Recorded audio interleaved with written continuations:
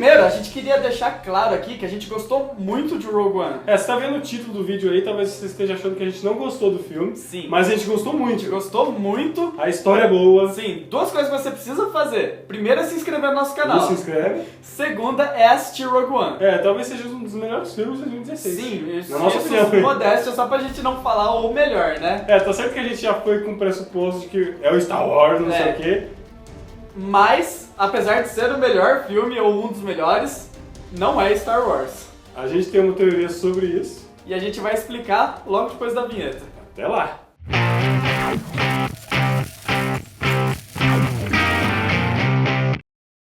Mas cuidado! Tem spoilers!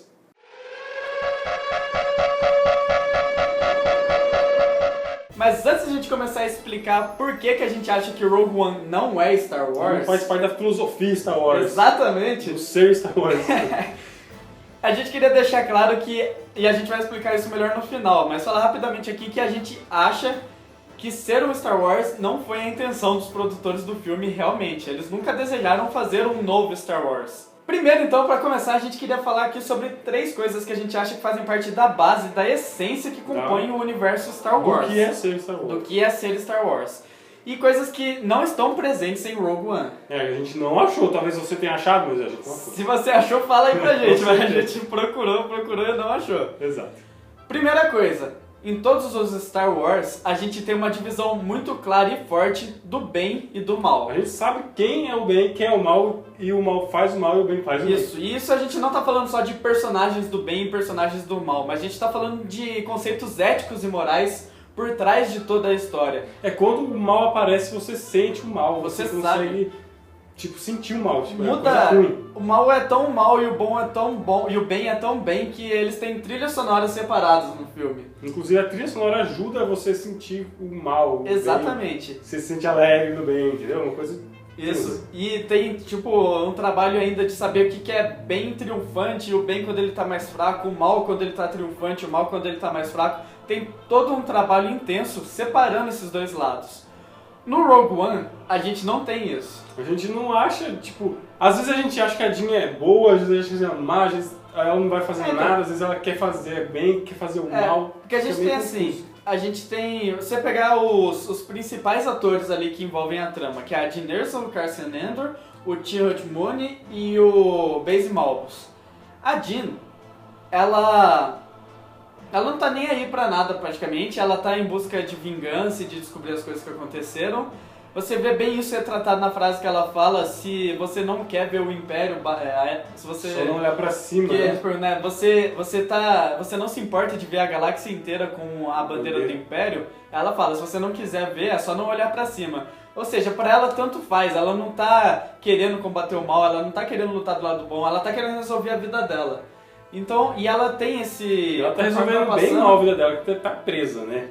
Tanto é que você só sente que ela compra o propósito, compra o destino da nova equipe, da aliança ali, quando ela se encontra de verdade com o pai dela, que já foi depois da metade do filme. Quando o pai dela morre, ela quer vingança, na verdade. E mesmo assim as motivações dela não são tão do bem, assim, digamos. Exato. Agora você pega o Cassian Andor.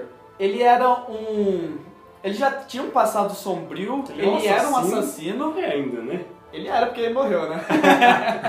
Todo mundo morre, cara.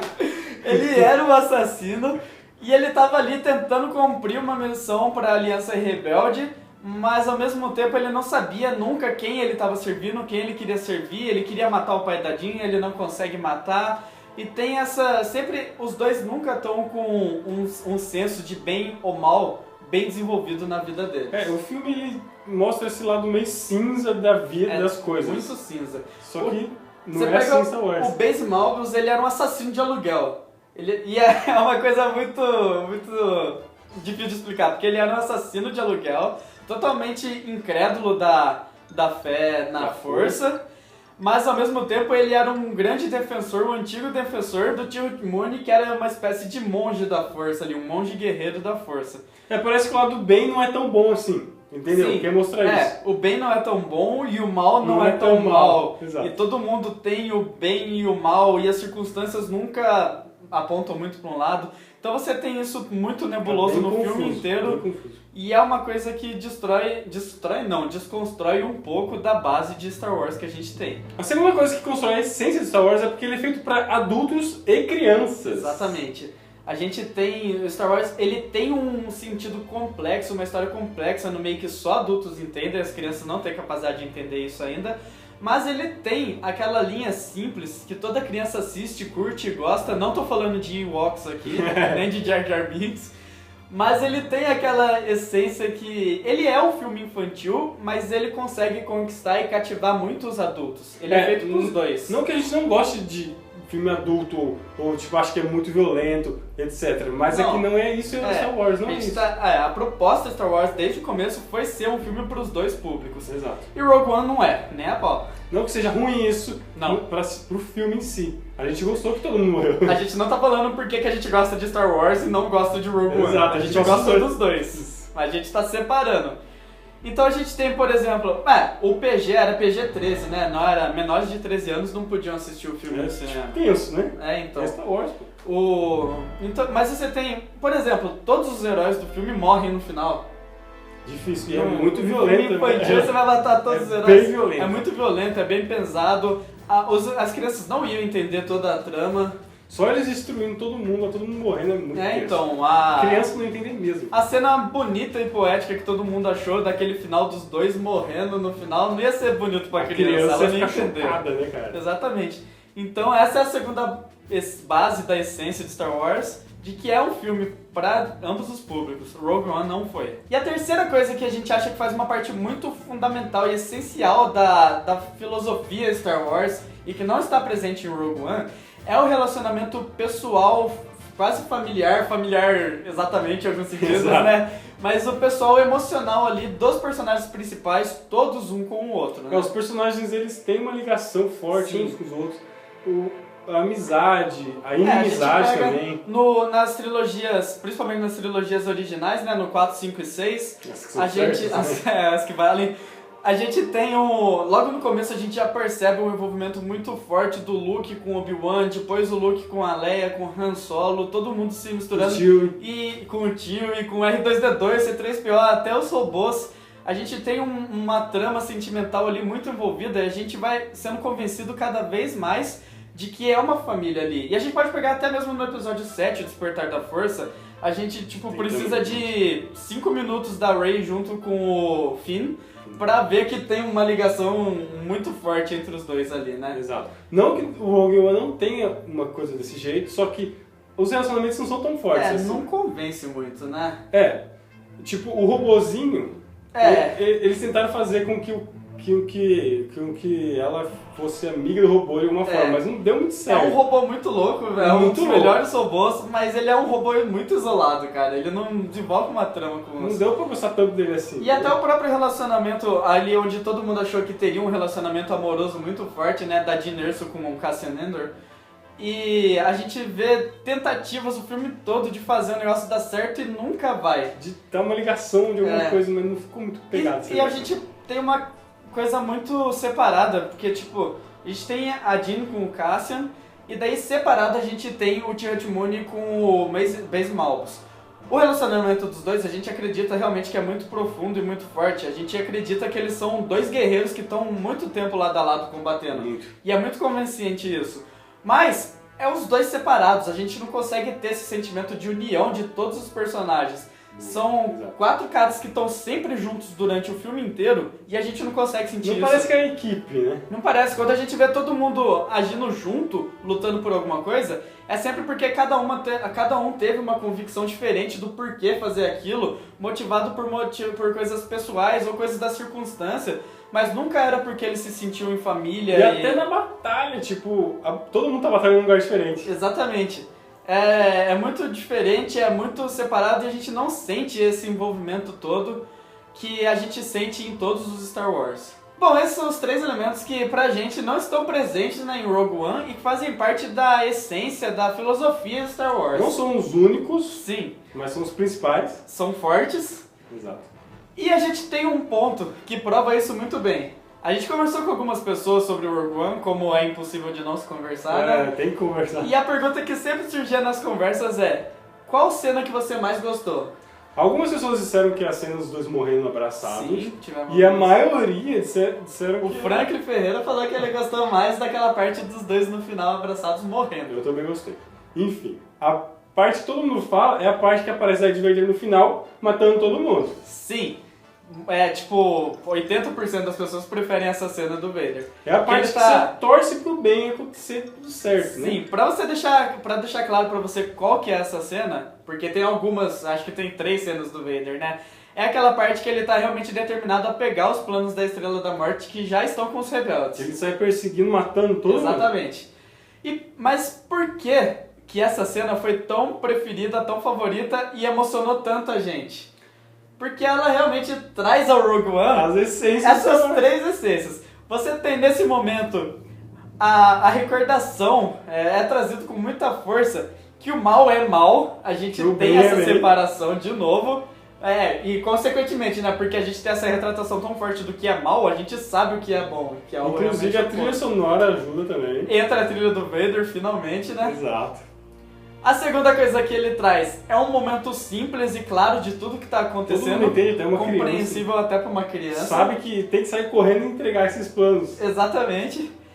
E em terceiro lugar, porque a presença do Vader ali, não só a presença dele, porque ele apareceu em outros momentos do filme, mas essa presença em si, determinado e indo atrás das coisas, sendo o Vader que a gente está acostumado a ver nas ações dos outros filmes, trouxe de volta pra gente aquela emoção, aquela sensação, aquela nostalgia de todo o relacionamento, de tudo aqueles sentimentos que a gente tinha dos filmes anteriores. Inclusive a Leia aparecendo também no final. Inclusive a Leia aparecendo também. Traz tudo, Han Solo com Leia. Eles mexeram de novo com nossos sentimentos e emoções de um jeito que eles não mexeram no filme inteiro. Exato. Então, essas 3 essências são ressaltadas nesse momento. E eu arriscaria dizer que tanto essa presença em particular do Darth Vader quanto a presença final da Leia ali são os únicos momentos Star Wars de Rogue One. Mas a essência em si de Rogue One completa, não é Star Wars. Não é Star Wars. Existem também alguns indícios ou pistas que nos mostram que os criadores fizeram de propósito isso para faltar tipo a essência do Star Wars no Rogue One. Algo intencional, né, que eles fizeram para que realmente não fosse um filme separado.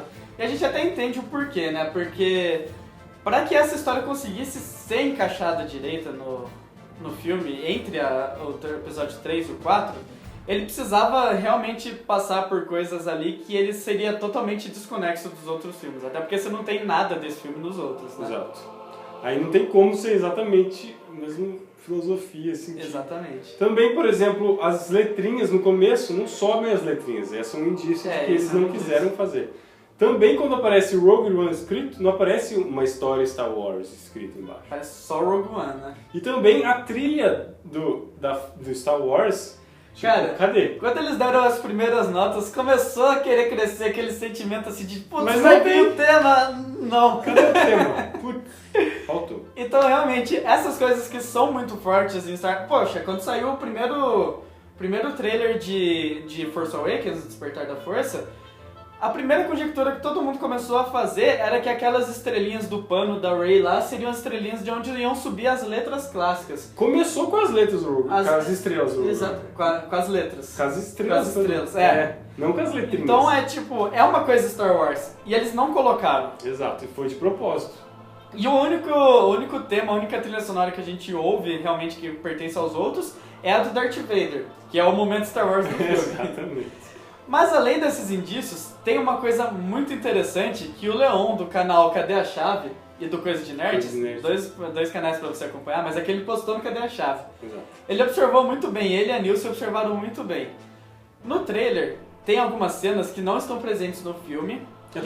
Todo mundo sabe, né? Isso é comum. Mas tem um detalhe. Tem uma cena que a Rey tá correndo no deserto com os planos da Estrela da Morte na mão. Então, grandes são as chances de que no roteiro original do filme, muitas coisas indicam que realmente aconteceu isso. Ela tenha sobrevivido no final. Né? Ela tenha fugido com os planos da Estrela da Morte, e tanto ela quanto Cassian Andor teriam sobrevivido. Só que você gera uma problemática com isso. E a gente sabe também que no final, quase perto da estreia, todos os autores voltaram pro estúdio para regravar algumas cenas. O que contribui para essa teoria de que o final do Star Wars os dois iam sobreviver, mas alguém, graças a Deus, foi iluminado e teve um clique lá e falou, peraí, ela vai ser uma heroína, porque ela roubou os planos da Estrela da Morte. Como é que ela vai estar viva e não vai ter nenhuma menção dela nos outros filmes? Então regravaram o finalzinho, matou todo mundo. Então a gente vê que a história... Não era intenção ser tanto Star Wars. Ela precisava ser desconexa. Exato, desconexa. Isso aí. Pra que ela conseguisse encaixar nesse meio. Ela precisava ser diferente pra conseguir ser quase igual. Exato, porque se fosse Star Wars não ia morrer todo mundo. Não ia morrer todo mundo, ia ser completamente diferente. Então assim, a gente entende. Entende, claro. E a gente gostou que foi assim, porque realmente convenceu. A gente nunca conseguiu explicar como que a Estrela da Morte tinha um ponto tão fraco assim. Ridiculamente fraco. Agora a gente sabe. Exato. E isso é muito bom, isso enriqueceu muito o mundo Star Wars. O universo Star Wars, com uma história que não faz parte da filosofia Star Wars. Isso é muito legal. E não é ruim isso. Não pense que é ruim. Não é ruim. É bom. Mas, mais uma vez, o fato aqui não é a gente comprovando que é ruim. É a gente comprovando que Rogue One não é Star Wars. Vamos ver se o filme do Han Solo vai ser Star Wars ou não. Eu acho que não, também não faz sentido, não precisa ser. Não vai ter nenhum dos outros personagens. Não precisa ser Star Wars. Não tem como. Bom, galera, essa foi a nossa opinião sobre o filme Rogue One. A gente gostou muito, mas por que a gente acha que ele não se enquadra num padrão Star Wars? Exato. Se você gostou desse vídeo, deixe seu curtir, o seu joinha, o seu comentário, o que você gostou, o que você não gostou. Se você não concordou, explica pra gente aí, porque é uma teoria, a gente ainda tá pensando nela, tudo, né? O filme faz pouco tempo. Contribua com a gente. Se inscreva no nosso canal, acesse ninenerds.com.br e até a próxima. Valeu e até a próxima.